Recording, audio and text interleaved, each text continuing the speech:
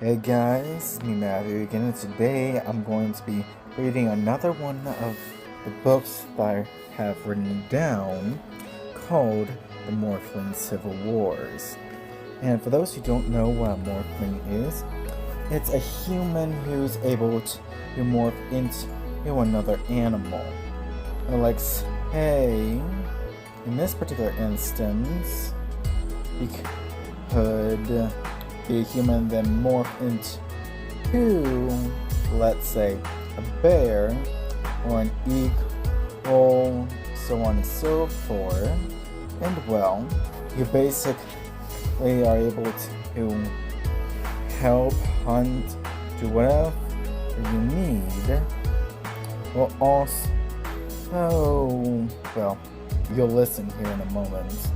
But anyways, I hope you enjoy the story. Chapter 2, The 31st Generation. My second and last name is /Clash, but my first name has yet to be decided. I was born in the old village where my parents didn't end up having animal forms. I had leather and a wool coat for outside. I'll be turning 10 tomorrow and be on an adventure to find my animal form. I had red-green eyes with an intense stare. I had hair of fire, but not actually on fire or was fire. 2 of my teeth were showing. I was the type who could get easily confused or could understand depending on the situation. I like to eat fish and various types of birds, but don't worry, we make sure we don't end up killing then eat the morphlings by using a demorph water that transforms from animal form to human form, so there's no need for concern. I am a complex-minded yet simple-minded person to some extent. I am an empathetic person at heart and could get others to get along even if I have to give them my intense stare or grip their shoulders hard. I could be very playful from time to time, even to the extent of hiding in extreme places or running at extreme speeds. Both my hearing and eyesight were sharp like diamonds. I could sleep for 2 hours in the day, but around 7 at night. Anyways, enough about me, it's time to get some sleep. The next morning, I ate breakfast, did my chores, and when it was 3 p.m., it was time for my journey to find my animal form.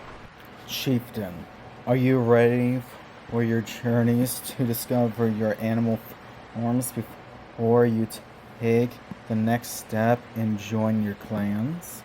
The other children cheered. There had to be 20 of us here, but most of them were boys, like myself, while the rest were girls, who I know it picked on, except for one who was like me and take care of ourselves.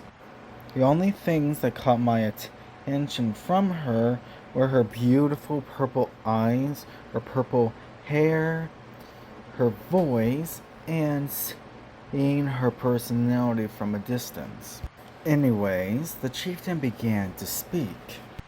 Chieftain, now then, remember, you have to be patient, trusting of your animal forms, at peace with nature and yourself.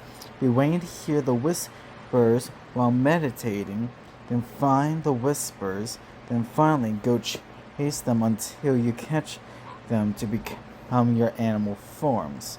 Do y'all understand? Children, we all nodded or said, yes, sir. Chieftain, well then, go out into the forest and find out your animal forms. And so we went into the forest to find an ideal meditation spot. I went to the top of the mountain peak and found a rock that was smooth, not to mention perfect. I meditated until 2 hours after it got dark, when I heard not a whisper, but snow crunching or packing in.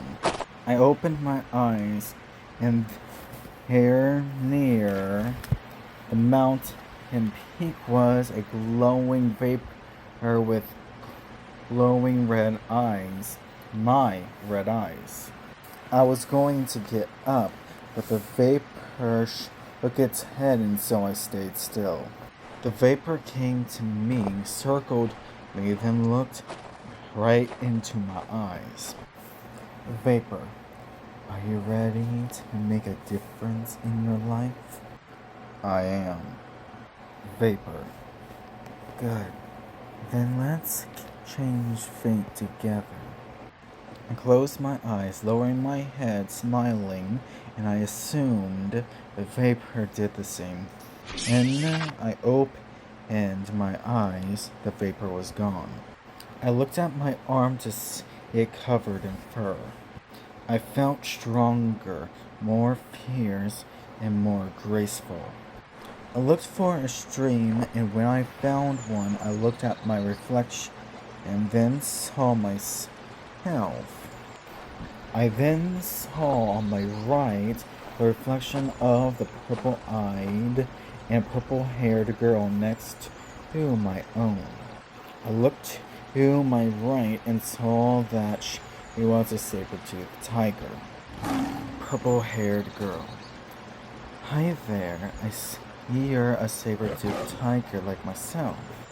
Yeah, I guess we're going to be part of the same clan. She laughed. I guess so. Anyways, what's the name you've chosen to be called? I was thinking Sabor. She smiled. I was thinking Sabria for me. Well, it's nice to meet you, Sabria. Sabria. It's nice to meet you too, Sabor. We both jumped up high backwards and morphed back into ourselves. Well, we should head back to the village. We don't need them to worry about us. Sabria. Agreed, but we can continue to talk on our way there. I won't argue with a good conversation. Sabria. I'm glad. Also, you do know that we're the first to be saber-toothed tigers, right? Plus, I always wanted to get to know you, but I was focused on doing my part, same as you. Same here, but you know, since we're the first Morphlings to get the form of a saber-toothed tiger, that means we're supposed to become a clan, right? Sabria. Yeah, I know. That's why I'm wanting to get to know you. I figured, though, to think we're going to have to make our own village, which will be hard to do on our own. Sabria. Agreed, but it's the growing up part that drives the process of it all. I won't deny that. Plus, I found that we're quite similar in our approach to things. Sabria. Same, but I found that I'm more smarter than you in areas that you lack, even compared to things that I lack and where you excel at. I figured that out as well. We both laughed, then we saw the village gate. Well, we're here, so let's see what our chieftain has to say. Sabria. Yeah? We went to our chieftain. Chieftain, so what animal forms did you two take? We took each other's hands, backed up, let go, and jumped up high backwards, morphing into our animal forms, revealing we're majestic saber-toothed tigers. Chieftain. I see you two have taken the same form and are now saber-toothed tigers, but what will you be calling yourselves? We morph back into our human forms. Sabor, Sabria, Sabria. Chieftain. Well, Sabor, Sabria, do you know how to build a house? I do, since I helped build the house that burnt down that one time. Sabria, I know how to set the interior and exterior of a house, including setting up the walkways.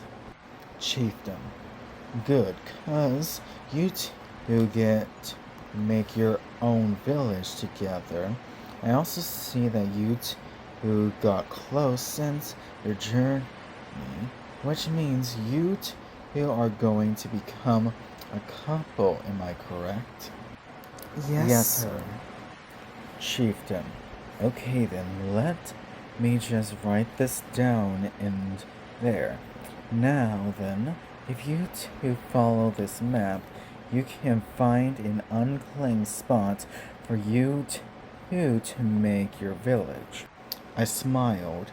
Okay, it was nice to be a part of this village for as long as I did. Chieftain. Me too. Safe travels, you two. We hugged our old chieftain. We will. Bye. The chieftain and my parents smiled longfully.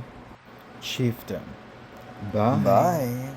We followed the map to where our old chieftain said no one has claimed, and now we have a lot of work ahead of us.